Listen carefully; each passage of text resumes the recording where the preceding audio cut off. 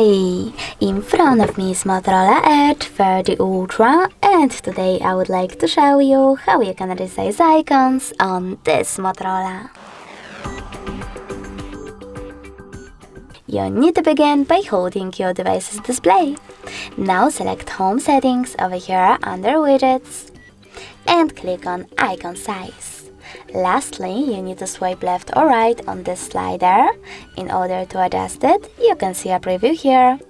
And when you're ready, select Home button. As you can see, after that, the size of my icons has changed.